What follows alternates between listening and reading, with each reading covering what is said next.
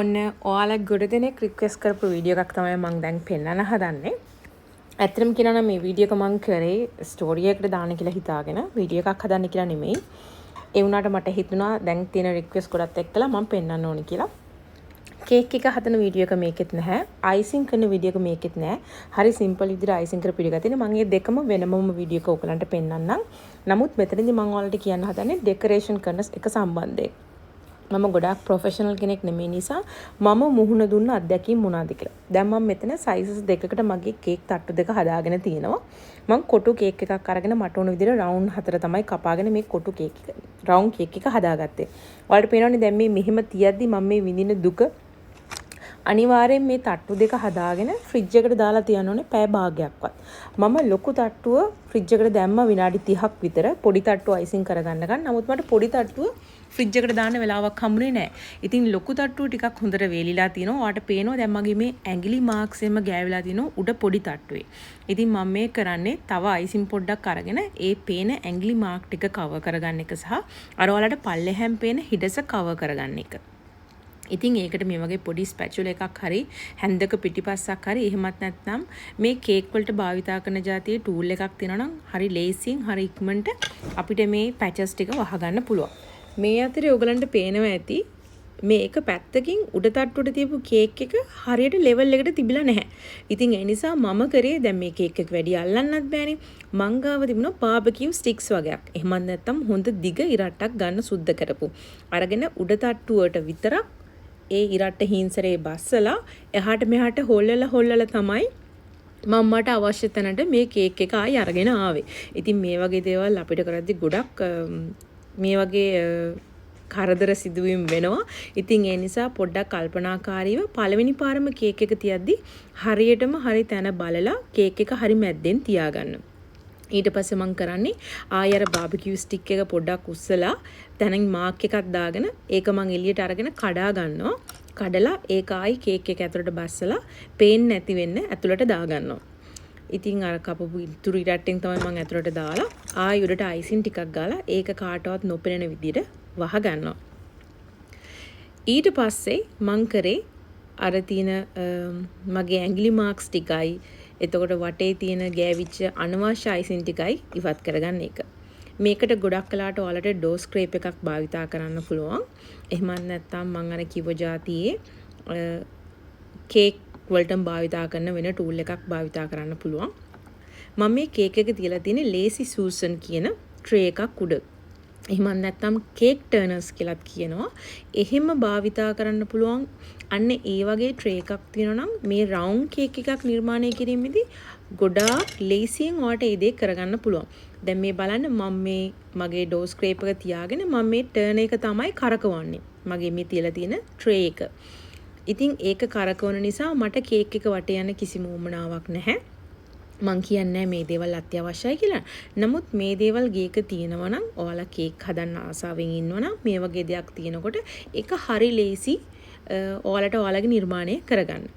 ඉතින් මම මේ තට්ටු දෙකම ආයි පාරක් හොඳට අයිසිං කරගන්නවා. අනිත් එක හොඳට මතක තියාගන්න. දැන් ඔයා මේ කේක් එක ඇතුළට කූරක් ගහලානේ තියෙන්නේ. ඒ නිසා කේක් එක තව කෙනෙක්ට බාර දෙනවා නම් නැත්නම් කේක් එක ගෙදර කපනවා නම් ඒ පිළිබඳව ගෙදර ඉන්න අයට දැනුවත් කරන්න. මොකද මේ දවස්වල ඔය අමුතු පිස්සුවක් යනවනේ කේක් එක කපන එක්කෙනාගේ මූණ කේක් එකට ඔබන.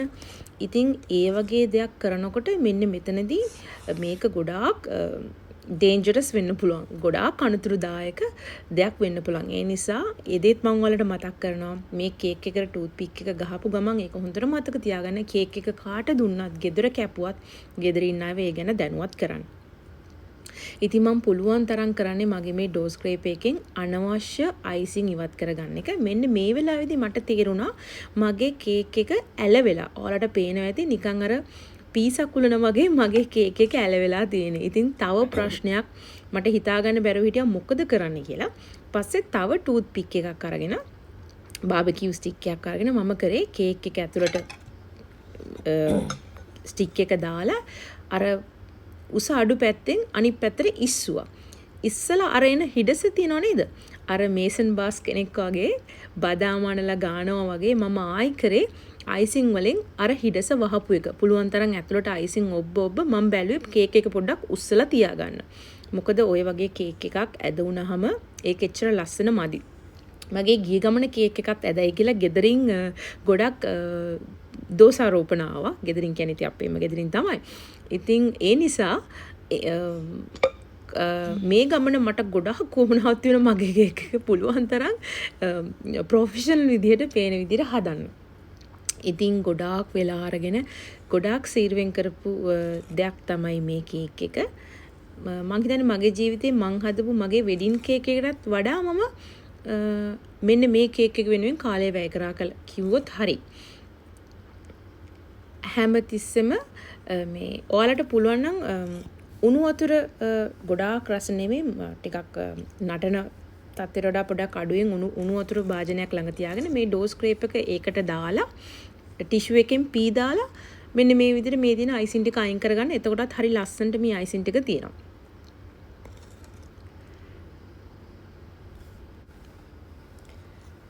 දැන් මට හිතන විදිහට කේක් එක ගොඩාක් දුරට සම්පූර්ණයි.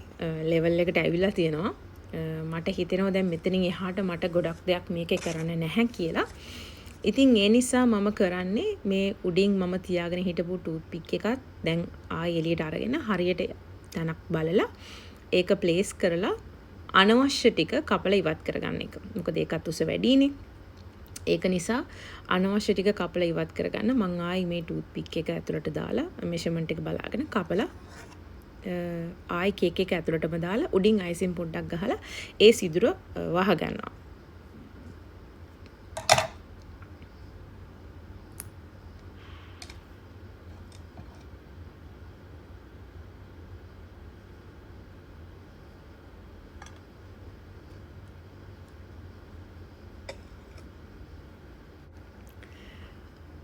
මෙහෙම හදාගත්තු කේක් එක මම මගේ ඊළඟ ස්ටෙප් එකට යන්න ඉස්සෙල්ලා කරන්නේ ෆ්‍රිජ් එකට දාලා පැය භාගයක් විතර තියාගන්න එක. මේ ස්ටෙප් එක නම් අනිවාර්යෙන් කරන්න. මොකද මේක කරාම කේක් එක තව ටිකක් ලස්සනට නීට් එකට පේනවා. ඉතින් මේ තියෙන්නේ මගේ විනාඩි 30ක් ෆ්‍රිජ් එකට දාලා අරගත්තු කේක් එක. මේ වෙලාවේ මම දිය කරලා තියාගත්තු චොක්ලට් සහ ෆ්‍රෙෂ් මිල්ක් මේ චොක්ලටුයි ෆ්‍රෙෂ් මිල්කුයි මම මේ කේක් එක ෆ්‍රිජ් එකට දාපු වෙලාවෙම දිය කරගත්තා. තමන්ට අවශ්‍ය විදියට චොක්ලට් ටික දාගෙන නටන උණු වතුර ටිකක් ඒ චොක්ලට් වලට දාලා හොඳට දිය කරගන්න. ඒ දිය කරගත්තම ඔයාලට තේරෙයි නිකන් ලික්විඩ් ගතිය වැඩි. ඒ කියන්නේ දියර ගතිය උණට වඩා වැඩි කියලා. ඒ වුණත් ඒක එහෙම්මම පැය භාගයක් විතර නිවෙන්න තියන්න. එහෙම නිවුණාට පස්සේ මෙන්න මේ විදිහට ඔයාලට හදා ගන්න පුළුවන්. අනිවාර්යෙන් නිවෙනකොට අපේ චොක්ලට් මිශ්‍රණය ටිකක් ඝනකමින් වැඩි වෙනවා. ඔයාට අවශ්‍ය ප්‍රමාණයට ඝනකමට ආවට පස්සේ ඔයා මෙන්න මේ විදිහට ඩ්‍රිප් වෙන විදිහට හදාගන්න. මේකට කියන්නේ ඩ්‍රිපින් ඩිසයින් එකක් කියලා. ඩ්‍රිපින් ස්ටයිල් එක කියලා. ඉතින් පොඩ චොක්ලට් ටික උඩට දාගෙන ඒක හැන්දකින් මෙහිම එළියට වැටෙන විදිහට පොඩ්ඩක් පොඩි තල්ලුවක් එහෙම නැත්නම් පොඩි සපෝට් එකක් දෙන්න. ඒකෙන් වෙන්නේ ඒ චොක්ලට් ටික බේරිලා පල්ලෙහාට වැටෙන එක ඉතාමත් ලස්සනට. ඉතින් මේක ටිකක් සීරුවෙන් ඉතාමත් නිවිසැනසිල්ල කරන්න ඕන වැඩක්. හැබැයි මටත් මං ගොඩක් ආසාවෙන් සහ ගොඩක් එක්සයිටඩ් මේක කරද්දි ඒ නිසා මගේ අතින් වෙච්ච වැරදි ගොඩක් මුනේ මෙන්න මේකෙදි තමයි. මම මේ හැන්දෙන් මේක දාද්දි මේක ටිකක් කරදරයි. ඔයාලා දැකලා තියෙනවද සෝස් බෝතල්? අර කඩවල වල තියෙන කෙචප් එහෙම නැත්නම් මස්ටර්ඩ් සෝස් එහෙම දාන සෝස් බෝතල්. අන්න ඒ වගේ සෝස් බෝතල් දෙක තුනක් අනිවාර්යෙන් තියාගන්න ඔයාලා කේක් කරන්න ආසයි නම් මෙන්න මේ චොක්ලට් ඩ්‍රිප් එක ඔයාලට එන්නේ සෝස් බෝතලයකට දාගෙන එන්නේ ඒ සෝස් බෝතලෙන් වක් කරන්න පුළුවන් වුණා නම් මීට වඩා ලස්සනට මීට වඩා නීට් එකට මට මගේ වැඩේ කරගන්න පුළුවන්. ඔයාලට කියන්න මං ගාව සෝස් බෝතලයක් තියෙනවා. ඒත් මං ඒක පාවිච්චි කරේ නැහැ. මැදක් හරියදී මට හිතුණා මට ඒක පාවිච්චි කරන්න ඕනේ කියලා. නමුත් ඒ වෙලාවේදී මට පරක්කු වැඩි කියලා හිතෙච්ච නිසා මම පාවිච්චි කරේ නැහැ. ඒ වුණාට මම ඔයාලට දෙන උපදේශ තමයි සෝස් බෝතලයක් පාවිච්චි කරන්න. ඒකෙන් ඔයා කරන වැඩේ මීට වඩා ලස්සනට නීට් එකට කරගන්න පුළුවන්. මගේ මේ කේක් එකේ උඩ කෑල්ල එච්චර ප්‍රශ්නයක් උනේ නැහැ. නමුත් ඔයාලා දකි ඊට පස්සේ මගේ අතින් වෙන මිස්ටේක්ස් මොනවද කියලා. මගේ අත වැදිලම මේ කේක් එකේ ගොඩක් තැන් paludu වුණා. ඉතින් ඒකයි මම කියන්නේ හරිම නිදහසේ තමයි මේ වැඩේ කරන්න ඕන. දැන් මගේ පළවෙනි තට්ටුව මට සතුටු විදිහට ආවා. මම දැන් යන්නේ මගේ දෙවෙනි තට්ටුව හදාගන්න. මෙතනදී මම කරපු අනිත් වැරද්ද තමයි ඔයාලට පුළුවන් නම් මේ කේක් එක ඒ කියන්නේ උඩ පළවෙනි තට්ටුව පළවෙනි ලේයර් එක මේ දෙවෙනි ලේයර් එක උඩින් තියන්න ඉස්සෙල්ලා ඔයාලට මේ දේ කරගන්න පුළුවන් නම් ඒක තවත් ලේසි. මම මේ කරන දේෙන් ඔයාලට පේනව නේද මගේ උඩ කේක් එකට මොකද වෙන්නේ කියලා. මේ මගේ හැන්ද වැදිලා මට ඇත්තටම පුදුම දුකක් ආවා මේ හැන්ද වැදිච්ච වෙලාවේ පවා මං කරේ ආයි ඒක උඩින් චොක්ලට් දාපු එක. මොකද මට එතන වෙන මුකුත් කරන්න පුළුවන් කමක් තිබුණ නැහැ. ඉතින් ඒ වෙලාවේ ඉක්මනට මොලේ කල්පනා කළා ආයි පොඩ්ඩක් චොක්ලට් ටිකක් ඩ්‍රිප් වෙන්න දාගත්තා. නමුත් ඒකෙන් උනේ ඒ චොක්ලට් තිබිච්ච ලස්සන ඒ අවශ්‍ය ප්‍රමාණයටත් වඩා මගේ චොක්ලට් ටික බේරි පල්ලෙහාට එන්න ගත්තා. අර පල්ලෙහා තියෙන තට්ටුවේ ගෑවෙන්න තරම්. මට උනුනේ නෑ චොක්ලට් පල්ලෙහා තට්ටුවේ ගෑවෙන්නේ. නමුත් ඒක එහෙම උනේ ඒ මගේ අතින් වෙච්ච අත්වැරද්ද නිසා. ඉතින් මේ හැන්ද පාවිච්චි කරන අනිත් වැරද්ද ඒක තමයි. මේ වෙලාවේ අර සෝස් බෝතලේ තිබුණා නම් ගොඩාක් වටිනවා. නමුත් ඒක දැන් නැහනේ. ඉතින් ඔයාලට මට අමතක වෙච්ච මම ඔයාලට මතක් කරන අනිත් දේ තමයි මේ තට්ටු දෙක ෆ්‍රිජ් එකට දාද්දී මේ දේ කරලා දාන්න. ඊට පස්සේ ඊළඟ තට්ටුව තියෙන එක තවත් හොඳයි. එහෙම නැත්නම් මෙහෙම කරගන්න ආස නම් කරනවා නම් හරීම නිදහසේ නිවිසනසිල්ලේ ඉවසීමෙන් කරන්න. මේ පේනව නේද? ඉතින් මේ වෙලාවේදී නම් මම එච්චර කියන්නේ හොඳ නැති වැඩක් කරා. මම ඇඟිල්ලෙන් තමයි මේ චොක්ලට් ටික අයින් කරේ. නමුත් ඔයාලා කරනවා නම් ඇඟිල්ලෙන් අයින් කරන්න එපා. ඔයාලා කරනවා නම් අනිවාර්යෙන් ඒකට හැන්දක් හරි එහෙමත් නැත්නම් ස්පැචුල එකක්. මං ගාව තියෙනවා එක එක සයිස් එකේ ස්පැචුලස්. මම මේ දැන් පාවිච්චි කරන්නේ යන්නේ જાතිය එකක්. මෙන්න මේ જાතියේ ස්පැචුල එකක් තියෙනවා නම් හීන්සරේ පාවිච්චි කරලා එන්නේ ඒකෙන් මේ අනවශ්‍ය දේවල් ඉවත් කරගන්න. මං අනිත් අතේ ටිෂු එකක් තියාගෙන මේ අයිසිං චොක්ලට් ටික අනවශ්‍ය චොක්ලට් ටික අරගෙන ඉක්මනට මගේ ටිෂු එකේ පීද ගන්නවා. එකින් එක උඩින් උඩ කර යන්න එපා. එතකොට කේක් එක තවත් කැත වෙනවා. මේ චොක්ලට් පාට ඔයගේ වැනිලා කලර් එකේ එහෙම නැත්නම් සුදු පාට කේක් එකේ ගෑවෙන්න පුළුවන්. ඉතින් සැරින් සැරේ ස්පැචුල එක පීද මේ විදිහට ලස්සන්ට ඔයාලගේ අර ගෑවුණු අනිත් චොක්ලට් ටික අයින් කරගන්න. මෙහෙම නොවෙන්න වග බලා ගන්නවා නම් ඒක තමයි වටිනාම සහ වැදගත්ම දේ. හැබැයි මෙහෙම දෙයක් වුණොත් අපි මොකද කරන්නේ? කේක් එක ආයි මුකුත් කරන්න විදිහක් නැති නිසා අපි පුළුවන් තරම් හීන්සරේ ඉවසීමෙන් අපේ වැරද්ද හදාගන්න බලමු.